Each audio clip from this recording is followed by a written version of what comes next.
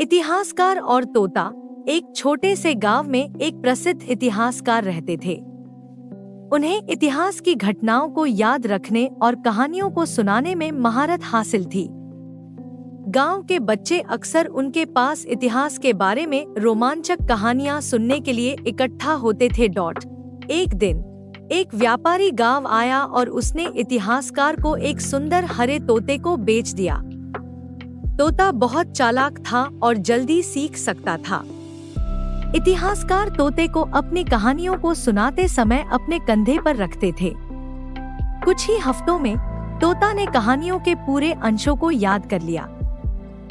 एक दिन इतिहासकार राजा के दरबार में एक महत्वपूर्ण भाषण देने वाले थे।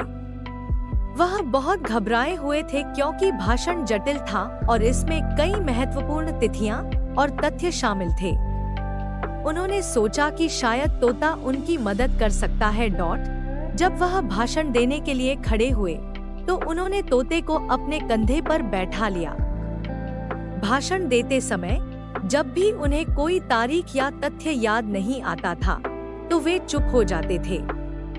तोता तुरंत उस तारीख या तथ्य को जोर से बोल देता था। राजा और दरबार के सभी लोग चकित रह गए।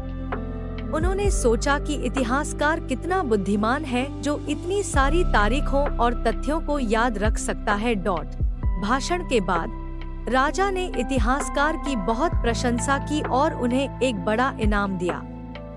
इतिहासकार बहुत खुश थे, लेकिन उन्हें थोड़ा सा गिल्ट भी हो रहा था। उन्होंने तोते की मदद का श्रेय नहीं लिया था।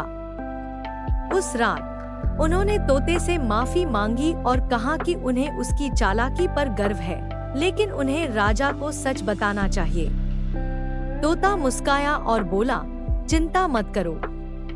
आपने मुझे कहानियां सुनाई जिससे मैंने सीखा। अब मैंने आपको आपका भाषण पूरा करने में मदद की। यह सच्ची मित्रता है। सीख।